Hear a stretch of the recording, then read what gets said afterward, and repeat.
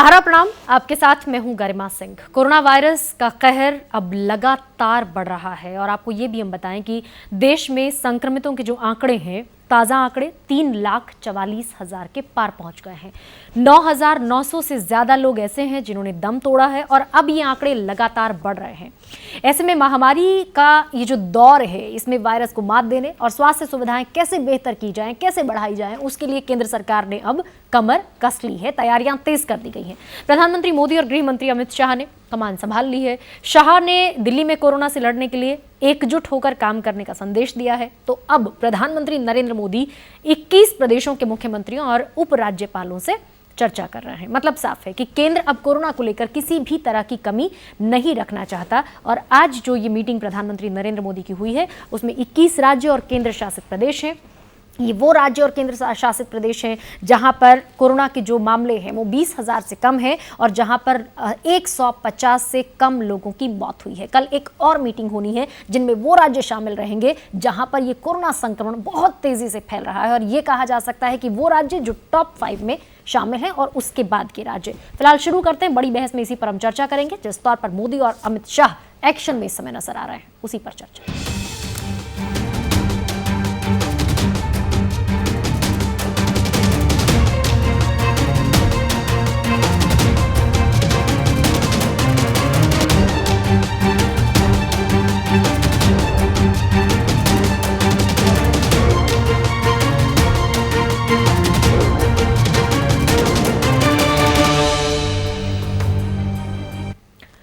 जी हां, एक्शन नजर आ रहा है, खासतौर से दिल्ली को लेकर।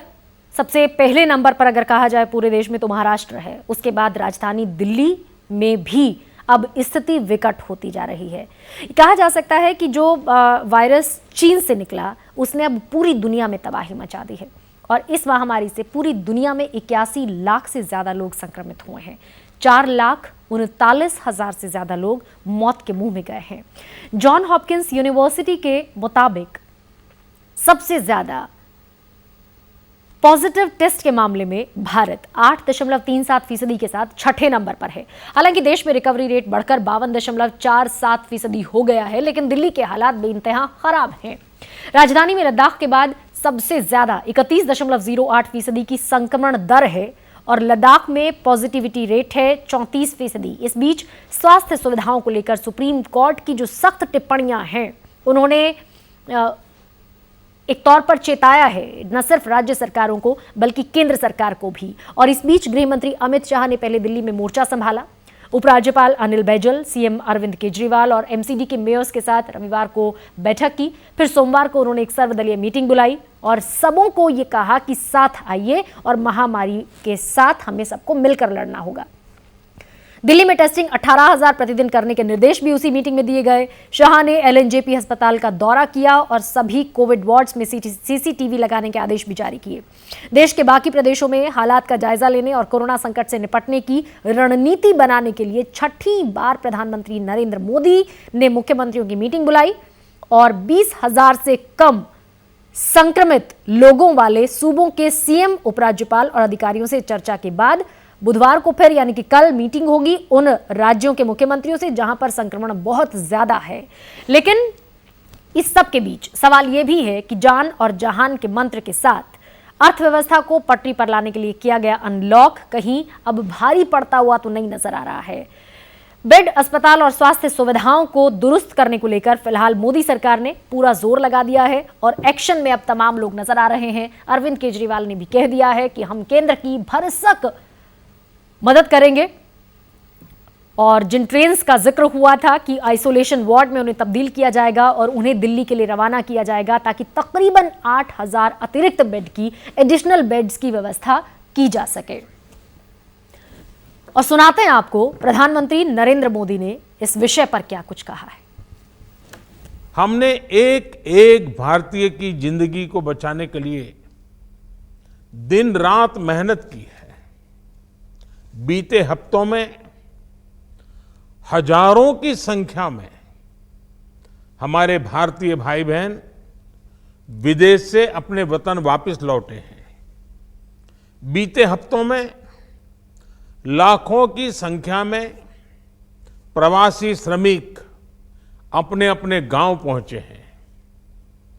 रेल, रोड, एयर, सी सारे मार्ग करीब करीब अब खुल चुके हैं। लेकिन इसके बावजूद हमारी इतनी जनसंख्या होने के बावजूद भारत में कोरोना संक्रमण उस जैसा विनाशकारी प्रभाव नहीं दिखा पाया जो दुनिया के और देशों में कोरोना ने आफत पैदा की है। हाँ, निश्चित तौर पर यह जरूर कहा जा सकता है, वो भले ही क्लाइमेट का मसला हो या फिर इम्यूनिटी का मसला हो, लेकिन भारत में डेथ रेट जो है, लाइफ लॉस रेट जो है, वो उतना घातक, उतना भयावह, उतना भयानक नहीं है जितना हमने बाकी और देशों में देखा है। लेकिन अब जिस तौर पर एक्शन नजर आ रहा है उसी पर हम चर्चा करेंगे। हमारे साथ इस महत्वपूर्ण मुद्दे पर पैनल में शामिल हैं भास्कर घोष बीजेपी नेता के तौर पर, अजय उपाध्याय हमारे साथ कांग्रेस प्रवक्ता जुड़ रहे हैं, संजीव झा हमारे साथ आम आदमी पार्टी से जुड़ रहे हैं, प्रवक्ता हैं, और संजीव कौशिक हमारे साथ जुड़ रहे हैं राजनीतिक विश्लेषक के तौर पर। आप सभी का बेहद स्वागत इस चर्चा में। और सबसे पहला सवाल मेरा ये, जो आम आदमी के प्रवक्ता हमारे साथ हैं संजीव झा, उनसे मेरा सबसे पहला सवाल, संजीव, कितनी बेहतर स्थिति में अब आप पा रहे हैं राजधानी दिल्ली को, जब आपको केंद्र का साथ मिल रहा है, निर्देश बाकायदा अमित शाह ने दिए हैं, और बहुत सारे राज्य तो ऐसे, मसलन मैं राजस्थान की एक रिपोर्ट पढ़ रही थी, राजस्थान ने तो अपनी ट्रेनों को जिन्हें आइसोलेशन वार्ड बनाकर दिल्ली के लिए रवाना किया जाना था, वहां से रवाना भी कर दिया है। देखिए, मैं स्वागत करता हूं इस कदम का जो इनिशिएटिव केंद्र सरकार के द्वारा लिया जा रहा है। क्योंकि मैं आपको एक उदाहरण देता हूं कि हमारे पास 10,000 कैपेसिटी दिल्ली सरकार के अस्पतालों की है, हमने 50% बेड कोविड के लिए रखा। दूसरी तरफ केंद्र सरकार के भी 10,000 बेड की कैपेसिटी है, उसमें से 800 बेड हमारे पास थे, 3500 एमसीडी के थे, उसमें से एक भी बेड नहीं थे। तो जब ये सहयोग आया है तो फिर हमें जो केंद्र सरकार का अस्पताल है उसमें भी बेड की संख्या बढ़ी है, एमसीडी बेड की संख्या बढ़ी है, और जैसा भी ट्रेन भेजे जा रहे हैं आइसोलेशन वार्ड के लिए, साथ साथ हम खुद भी 20,000 और भी जगह जगह बना रहे हैं, आइसोलेशन वार्ड बना रहे हैं। तो मुझे लगता है, देखिए, ये जो बीमारी है ये किसी पार्टी के लिए नहीं है, ये किसी पर्टिकुलर किसी कम्युनिटी के लिए नहीं है, ये सबके लिए है। मुझे लगता है यही बात हम लोग लगातार शुरू से कहते आ रहे हैं कि हम सबको मिलकर के काम करना पड़ेगा। तो जो इनिशिएटिव अभी केंद्र सरकार ने लिया है और गृह मंत्री जी ने, प्रधानमंत्री जी ने लिया है, मैं उसका स्वागत करता हूं। और मुझे लगता है किसी तरह से हम सब लोग आपस में मिलकर काम करेंगे, सही कोऑर्डिनेशन होगा तो हम लोग इस लड़ाई को लड़ पाएंगे और जीत पाएंगे। तो मैं स्वागत करता हूं इस कदम का। मुझे लगता है कि एक सार्थक प्रयास है और इसी सार्थकता के साथ इस लड़ाई को आगे बढ़ाई जाएगी। अच्छा, सुप्रीम कोर्ट की नसीहत के बाद या सुप्रीम कोर्ट की ताकीद के बाद एक जो स्थिति समझ में आई थी, क्योंकि सुप्रीम कोर्ट ने बहुत सारे सवाल आपकी सरकार से पूछे थे, उसके बाद आपने, जाहिर सी बात है कि बहुत बार गेंद जो है केंद्र सरकार के पाले में डाली गई। अभी भी जब आपने बात शुरू की तो आपने सबसे पहली जो बात की वो यही की कि एमसीडी के इतने हॉस्पिटल्स में इतना कोई भी बेड आपके पास नहीं था, जो केंद्र सरकार के अंडर बेड, माफ कीजिएगा, हॉस्पिटल्स आते हैं उनमें आपके पास बहुत कम बेड थे। यहां से जब बात शुरू करते हैं हम, संजीव जी, तो फिर उस सहयोग की अपेक्षा थोड़ी बेमानी हो जाती है जिसकी बात आपने बाद में की है।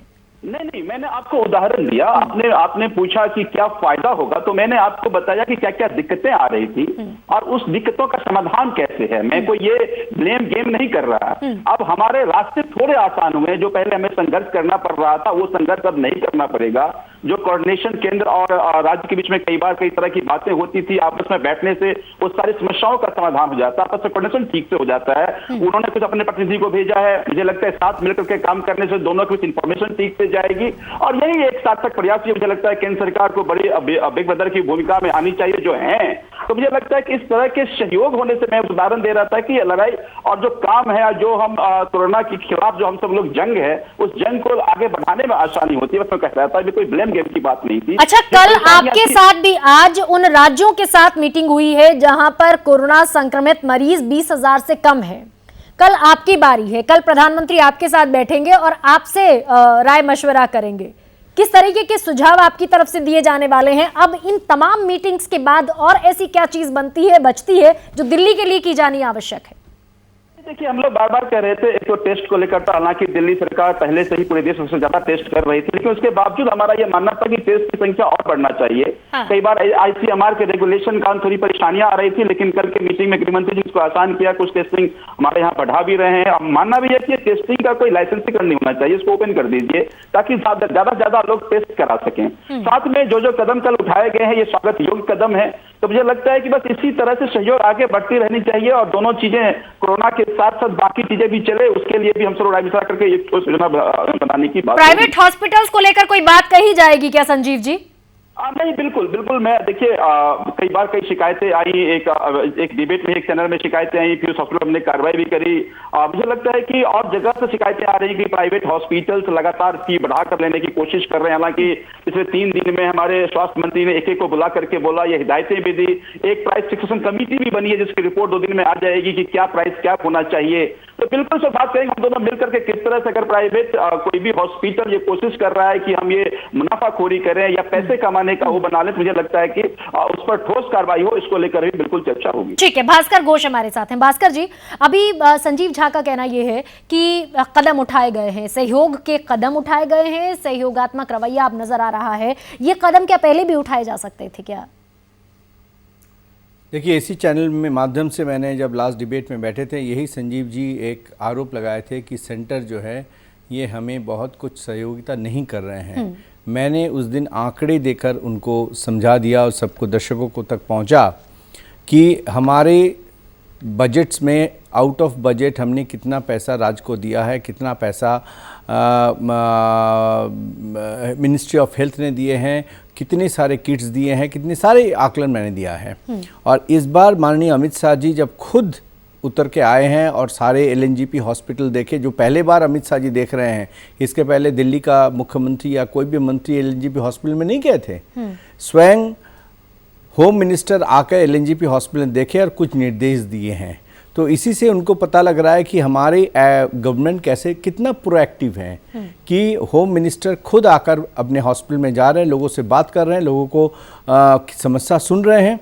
तो यही आपका ये प्रूफ है कि हमारे सहयोगिता कितना हद तक नहीं, मेरा सवाल थोड़ा सा इधर था। ठीक है भास्कर हाँ, जी, तो मेरा सहयोगिता देखिए, मैंने सिर्फ घर में एक सेकंड, मैंने सिर्फ पैसा देकर और इंस्ट्रूमेंट देकर या पीपी किट देकर हम सहायता नहीं कर रहे हैं। हाँ। हमें फिजिकली जा करके वहां पे हमारे गृह मंत्री जो नंबर 2 ऑफ द कैबिनेट, वो खुद जाके आम आदमी से मिलते हैं, बगैर सीएम, बगैर हेल्थ मिनिस्टर ऑफ दिल्ली, और खुद वहां पे कुछ डिसीजन लेते हैं जमीन पे उतर के।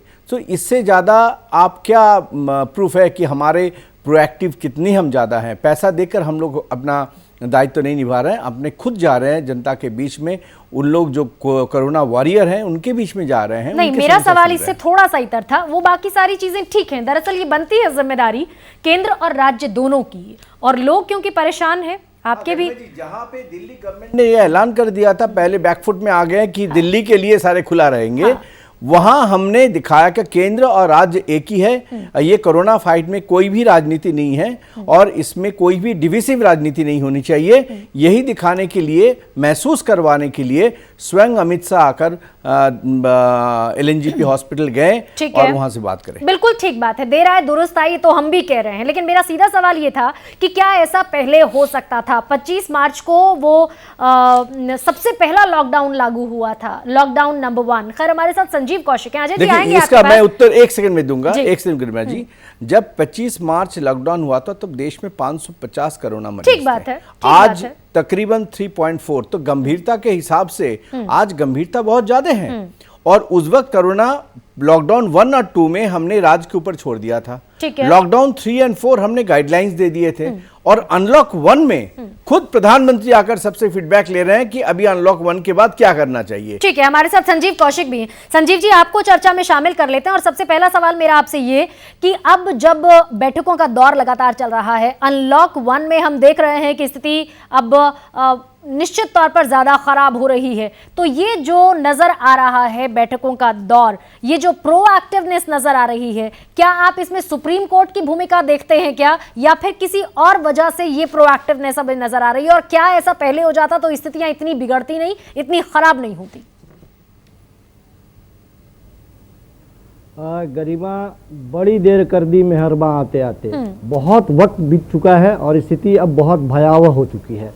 केंद्र सरकार लगातार अभी राज्य सरकारों से जो बात करने की प्रक्रिया अपना रही है, जिसे आपने भी कहा कि ये एक अच्छी पहल है। क्या ये पहल अभी के लिए जरूरी था या इससे पहले जरूरी था?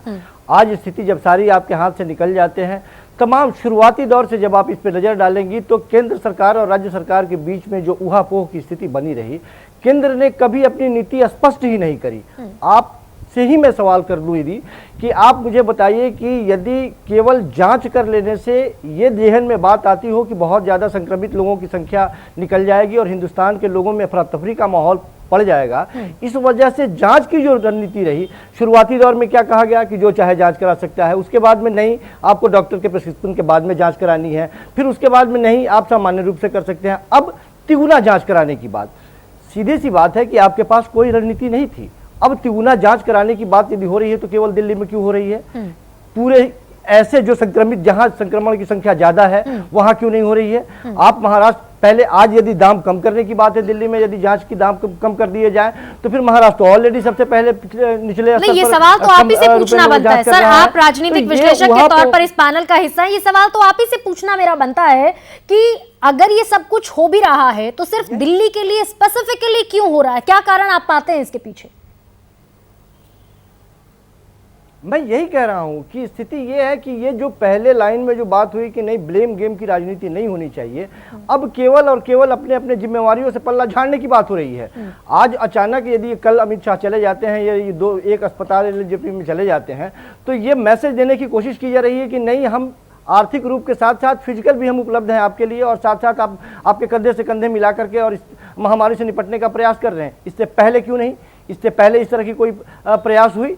और दिल्ली सरकार की स्थिति यह है कि दिल्ली सरकार जिस तरह की बातें कर रही है, हकीकत यह है कि इन्होंने भी जो लोगों को एक सपना दिखाया था वो उस सपने में सफल नहीं हुए, वो सपने को पूरा करने में। आपने भी जो तैयारियां करी थी, जो तैयारियों की बात वो कर रहे थे और धरातल में जो बात हो रही थी, तमाम तरह के अखबारों और चैनलों ने आपने देखा होगा कि रिपोर्ट बताया गया कि कहाँ कितने खाली हैं, ऐप में बेड दिखाए जा रहे हैं कि खाली हैं, बाद में पता चल रहा है वहाँ पर रिपोर्टर जब जा रहे हैं या हॉस्पिटल में जाने के बाद में पता चल रहा है कि नहीं, इस तरह की कोई बात नहीं है, आपको वहाँ बेड नहीं मिल रहे हैं। प्राइवेट हॉस्पिटल की स्थिति यह है कि मनमाने तरीके से एक रेट चार्ट, पहली बार महामारी में भी इस तरह के रेट चार्ट दिखाए जा रहे हैं कि वो उन लोगों ने रेट चार्ट बना दिया है कि आपको क्वारंटाइन करने के लिए 1 से 10 दिन 14 दिनों के लिए क्या रेट आपको देने पड़ेंगे। लेकिन संजीव झा कह रहे हैं की बातें बता संजीव झा कह रहे हैं कि इसके बाद स्थितियां बेहतर होंगी, वो और ज्यादा सहयोग की उम्मीद भी कर रहे हैं और अब तक जो सहयोग मिला है उससे वो खुश भी हैं, पॉजिटिव रिमार्क दे रहे हैं। क्या वो इसी सहयोग की उम्मीद में बैठे थे कि अमित शाह आएंगे और तत्पर होंगे, इसके बाद में इसकी स्थिति, ये स्थितियां और बेहतर होंगी? वो खुलेआम बताएं कि बगैर सहयोग नहीं होने की वजह से स्थितियां खराब हुई थी? ऐसा बिल्कुल नहीं है। ये इन दोनों के पास यही है कि अब ये एक मैसेज देने का प्रयास कर रहे हैं कि जब वो भी मिल गए, कल तक तो ये गीत गा रहे थे कि वो जिम्मेवारी नहीं निभा रहे हैं, वो हमें सपोर्ट नहीं कर रहे हैं, लेकिन आज यदि वो खुद कह रहे हैं कि फिजिकल वो उपलब्ध होकर के सपोर्ट कर रहे हैं, तो अब तो कुछ बचता नहीं है आपके पास, कोई रास्ता नहीं बचता है। अब दिल्ली की जनता को आप मुक्ति दिलाइए, आप बताइए कि किस तरह से वो इस महामारी से लड़ ले, किस तरह से लोगों की संख्या कम हो, संक्रमित लोगों की संख्या कम, कितना ज्यादा से ज्यादा आप टेस्टिंग करें। लेकिन फिर मैं कहूंगा कि टेस्टिंग केवल दिल्ली के लिए क्यों? भास्कर घोष, अजय जी आ रहे हैं बस आपके पास, अगला सवाल आप ही से। भास्कर घोष, सिर्फ दिल्ली के लिए क्यों स्ट्रैटेजी? महाराष्ट्र में तो उससे भी ज्यादा खराब हालात है। देखिए, दिल्ली के लिए स्ट्रेटजी दो कारण के लिए है। एक तो बात है कि दिल्ली इस देश का राजधानी है और इसमें सारे डिप्लोमेट, सारे वर्ल्ड्स का वीवीआईपी सब लोग यहाँ पे आके रह रहे हैं। हाँ। तो इनका एक अलग महत्व है और दिल्ली का सरकार हर तरीके से फेल्योर साबित होता रहा। आप देखिएगा, अरविंद केजरीवाल जी बोले थे कि 40,000 तक अगर होगा तो हमारा इंफ्रास्ट्रक्चर रेडी है। आज अमित शाह को क्यों उतरना पड़ा मैदान में? क्योंकि एक के बाद एक जो आश्वासन दिल्ली सरकार ने दिया था वो गलत साबित हो रहा है। लेकिन पहले जवाब से मैं नाखुश हूं, पहले जवाब से मेरी ना इत्तेफाकी है। आपने ये कहा कि दिल्ली में ब्यूरोक्रेट्स हैं, दिल्ली में नेता हैं, दिल्ली देश की राजधानी है, लेकिन लोग तो महाराष्ट्र में भी है ना, इंसान की जान तो महाराष्ट्र में भी है। नहीं, मैं तमिलनाडु में भी है। मैं उस एंगल से नहीं बताया। हाँ। सारे डिप्लोमेटिक मिशंस मोस्टली यहाँ दिल्ली पे हैं। बाहर से लोग दिल्ली में बहुत ज्यादा आ रहे हैं और अभी जो ये सारे एयरलाइंस खुल गए हैं, जितनी भी इवैक्यूएशन हो रहा है विदेश से, सब दिल्ली में आकर फर्स्ट लैंड हो रहा है। तो दिल्ली में संभावना बहुत ज़्यादा है और इस संभावना को मद्देनजर रखते हुए आज तक दिल्ली का सरकार ने जो दावा किए वो दावे जो है वो गलत साबित हो रहा है। आज उसलिए होम मिनिस्टर खुद आकर जमीन पे देखना चाहते हैं। ठीक है, सवाल संजीव झा की तरफ है कि अभी तक आप फेलियर साबित हो रहे थे और इसीलिए केंद्र सरकार को डायरेक्ट इंटरवेंशन करना पड़ा। उनका सीएम जो है वो जब लॉकडाउन 3 चल रहा था उन्होंने बयान दिया कि 30 से 40,000 के लिए हम रेडी हैं। लेकिन आज देखिए आज दिल्ली में सबसे ज्यादा वेंटिलेटर दिल्ली में है। हमने ऑलरेडी 20,000 बेड की व्यवस्था कर चुके हैं। ठीक है, भास्कर जी जवाब ले लेते हैं। संजीव झा, आप फेलियर की तरफ बढ़ रहे थे, दिल्ली सरकार कंप्लीट फेलियर की तरफ बढ़ रही थी, इसीलिए इस डायरेक्ट इंटरवेंशन की आवश्यकता पड़ी।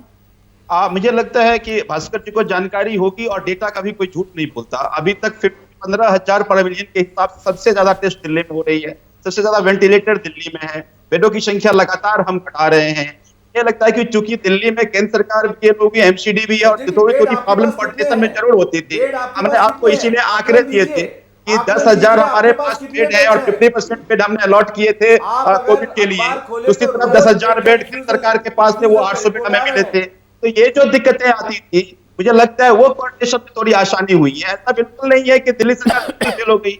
मैं ये भी दाम नहीं पड़ता कि दिल्ली सरकार बिल्कुल सब कुछ ठीक करती, कोई गड़बड़ी नहीं थी। मुझे लगता है कोई भी सरकार दावा कर भी नहीं सकती, लेकिन दिल्ली सरकार ने जितने प्रयास किए वो आंकड़े आपके सामने दिखाता है कि सबसे ज्यादा बेहतर प्रयास दिल्ली में हुआ है। मुझे लगता है मैंने इसलिए स्वागत किया कि चलिए आप आइए, आपके आने से और भी सहूलियतें होंगी। मैं कोई राजनीति नहीं करना चाहता, जो कोई टीका टिप्पणी नहीं करना चाहता। मुझे लगता है कि राजनीति के समय बहुत मिलेंगे, खूब कर लीजिएगा। या अभी कोविड से लड़ने का समय है और सबको साथ मिलकर काम करने का समय है। संजीव जी, राजनीति तो आप लोग कर रहे थे, अजय उपाध्याय, डीवीसी पॉलिटिक्स तो आप लोग कर रहे थे। ठीक है, बहुत देर से आपके पास आना हुआ, इसके लिए माफी सबसे पहले तो। लेकिन सवाल आपसे ये भी है कि ये जो दोनों तरफ से ये प्रोजेक्ट करने की कोशिश है, इसको कितना सही और कितना जायज आप मानते हैं? ये इनका भी कहना है कि कोरोना से पहले लड़ लीजिए, राजनीति बाद में कर लीजिए, इनका भी कहना यही है। लेकिन ग्राउंड रियलिटी आपके हिसाब से क्या दिखती है आपको? चलिए गरिमा जी, पहले धन्यवाद कि आपने अंततः ध्यान रखा कि विपक्ष की जो बात होनी चाहिए वो भी आए। तो मैं आशा करूंगा कि 1-2 सेकंड 1-2 मिनट एक्स्ट्रा टाइम हमें जरूर आप देंगी। जहां तक दोनों विपक्ष की बात है, दोनों जो सरकार अभी दिल्ली में एक तरह से विपक्ष है और आम आदमी पार्टी पक्ष में है, केंद्र में वो पक्ष में है और बाकी जगह विपक्ष में के लोगों पर ब्लेम कर रही है। मैं पूछता हूं कि आज 80 दिनों के बाद अमित शाह जी को याद आ गई दिल्ली के लोगों की, बड़े प्रेम उभर गए अरविंद केजरीवाल को केंद्र सरकार के तरफ, जबकि पिछले 20 दिनों से वो केंद्र सरकार से लड़ रहे थे, कभी प्राइवेट हॉस्पिटल से लड़ रहे थे और कभी पड़ोसी राज्यों से लड़ रहे थे। ये एक दूसरे पर टोपी घुमाते घुमाते अब वो परिस्थिति इन लोगों को समझ में आ गई कि इस देश में अब जो समस्या है वो इतनी बड़ी विकराल समस्या है कि ये राजनीतिक तुच्छी जो हो रही है उसको बंद करना चाहिए। और मैं इस मामले में इन दोनों को बधाई दूंगा कि अभी भी छोटी राजनीति, ओछी राजनीति को बंद कर दें। अब देश के लोगों के जान की बात है। जहां नहीं, आप ये बताइए अजय जी, आप ये बताइए कि अभी जो अमित शाह की तरफ से इनिशिएटिव लिया गया, उन्होंने सर्वदलीय मीटिंग की, पहले दिल्ली के नेताओं से मिले, फिर सर्वदलीय मीटिंग की, उसके बाद LNJP गए और तमाम स्थितियों का जायजा लेने के बाद उन्होंने बहुत सारे दिशा निर्देश जारी किए, जिसको लेकर आम आदमी पार्टी भी अब खुश है और सकारात्मक सोच रही है। इस कदम पर आपकी टिप्पणी क्या है? मैं वही बोल रहा हूं आपको कि 80 दिन बाद उनको याद आ गई। चलिए अच्छी बात है, याद आ रही है। परिस्थिति जब आज 4 लाख के लगभग, 3.5 लाख के लगभग पहुंच गई और 10,000 लोगों की जान जा चुकी है, इतना वो सीरियस और इतनी अच्छी कोऑर्डिनेशन की बात होती तो जो यहाँ के स्वास्थ्य मंत्री हैं उनका कहीं कोई नजरिया नहीं दिख रहा है। स्वास्थ्य मंत्री कई मीटिंगों में होते भी नहीं है, तो ये अपने आप में एक बड़ा प्रश्न है। लेकिन इससे बड़ा प्रश्न है कि लोगों के रोजी रोटी के साथ भी एक आज प्रश्न है जिस पर आपने डिबेट किया है। 6ठी बार आज प्रधानमंत्री जी ने मुख्यमंत्री के साथ बैठक की है और 6ठी बार में वही बात बार बार आती है, वही जुमला आता है, आत्मनिर्भर बनाना। आत्मनिर्भर लोग कैसे बने? लोगों की रोजी रोटी चली गई है, रोजगार चले गए हैं, हजारों लाखों लोग जो गांव एरिया में गए आज वो फिर मैंने एक रोटी के लिए परेशान है। मनरेगा में जो हम लोगों ने कहा था 200 दिन का रोजगार आप बढ़ा दीजिए ताकि उन लोगों को काम मिले, अब वो लोग मजबूरी में लौट रहे हैं बहुत सारे लोग। अच्छा, कुछ तो सकारात्मक इस कोशिश में दिखा होगा ना आपको? जी, कुछ सकारात्मक तो दिखा होगा इस कोशिश में। देखिए, इस कोशिश में टोपी पहनाने की राजनीति तो पहले ये लोग बंद करें। ठीक और है। प्रयास करें कि ईमानदारी से लोगों के साथ आज जो ये संक्रमण से लोग भयभीत हैं, डरे हुए हैं, उस पर कोई काम हो। क्योंकि बहुत सारे, अभी तो ये शुरुआत है, अभी तो आगे क्या क्या होगा कहना मुश्किल है गरिमा जी। और उस परिप्रेक्ष्य में आप भी देख रही हैं, आपके पत्रकार साथी भी बहुत सारे लोग इस संक्रमण के चपेटे में आ रहे हैं। देश का हर वर्ग कहीं ना कहीं परेशान है और साथ में जो मुख्य बात है वो रोजी रोजगार का प्रश्न है। तो सिर्फ बोल देने से, एक अच्छा भाषण लिख के लाने से, कभी मुख्यमंत्रियों से बात कर लिए, कभी टीवी पर भाषण दे दिए और लोग को कह दिए कि आत्मनिर्भर बन जाओ, इससे काम नहीं चलेगा। प्रधानमंत्री और केंद्रीय कैबिनेट का एक जो ड्यूटी है वो ड्यूटी करे और राज्यों को भी। ठीक है सर, वाइंड अप करना है। संजीव कौशिक, आपसे एक लास्ट कंक्लूडिंग रिमार्क में चाहती हूं, जैसे अजय जी अभी कह रहे हैं, क्या ये वाकई टोपी ट्रांसफर का खेल आपको नजर आ रहा है क्या, या फिर भले ही पॉलिटिकल ट्राइंग्स हैं लेकिन उसमें कुछ ना कुछ भला हो जा रहा है, कुछ ना कुछ ऐसा हो जा रहा है जिससे आम जनता तक थोड़ी राहत पहुंच रही है? देखिए गरिमा, जिस वक्त में ये लोग सक्रिय हो रहे हैं या सक्रियता दिखा रहे हैं, शायद इन लोगों को जनता की चिंता होती तो इससे पहले ये सक्रिय होते और ये नौबत ही नहीं आती। आज स्थिति चूंकि बिगड़ती हुई दिखाई दे रही है, इसलिए ये कहने में कोई गुरेज नहीं है कि एक दूसरे पर ये ब्लेम गेम की बात ना करें, ये टोपी ही ट्रांसफर करने की बात है और सीधा ये मैसेज दे रहे हैं कि नहीं, हम दोनों मिलके अब लड़ रहे हैं। हम दोनों यदि फेल्योर होते हैं तो दोनों, सफल होते हैं तो दोनों, एक तरह से ये एकजुटता का संदेश जो देने की कोशिश कर रहे हैं। लेकिन दूसरी चीज, एक लाइन और इसमें मैं ऐड कर रहा था उसी वक्त कि केवल ये संक्रमित लोगों की ही बात नहीं है, बहुत मात्रा में डॉक्टर, नर्स और कंपाउंडर भी इसमें संक्रमित हो रहे हैं। सरकार के पास ऐसा कोई प्लान नहीं है कि संक्रमित लोग जो संक्रमित हो रहे हैं उन लोगों के साथ यदि डॉक्टर नर्स कम हो रहे हैं, नए डॉक्टर और नर्स इन लोगों को कैसे इनमें लाया जाए, इन लोगों की सक्रियता बढ़ाई जाए, प्राइवेट आए, नए लोग आए, ट्रेनिंग दी जाए, इसके बारे में अभी कोई चर्चा नहीं है। आने वाले वक्त में इस पर भी ध्यान देने की जरूरत है। मुझे लगता है कि ये भी एक हाहाकार मचाने वाली बात है। हालांकि मैं डिफेंड नहीं कर रही हूँ संजीव जी, मैं डिफेंड नहीं कर रही हूँ। जब एक पॉलिटिकल एनालिस्ट इस तौर पर कंक्लूड करता है अपनी बातों को, तो वाकई समझने की जरूरत लगती है और वाकई स्ट्रैटेजीज प्लान करने की जरूरत समझ में आती है। मैं डिफेंड तो बिल्कुल नहीं कर रही हूं, लेकिन फिर भी ये भी हमें समझना होगा कि कोविड-19 पैंडेमिक एक हिस्टोरिकल डिजीज के तौर पर माना जा सकता है। 112 साल पहले भारत में कभी महामारी आई थी और उसके बाद अब 2020 में हम इस महामारी को फेस कर रहे हैं। तो निश्चित तौर पर लैक ऑफ प्लानिंग जिसका आप जिक्र कर रहे हैं वो समझ में जरूर आ रहा है, लेकिन शायद सरकारों के स्तर पर भी कुछ चुनौतियां जरूर रहती होंगी। मेरे पैनलिस्ट का शुक्रिया इस चर्चा में जुड़ने के लिए और इसी के साथ बड़ी बहस में आज इतना ही। इजाजत दीजिए, सहारा प्रणाम।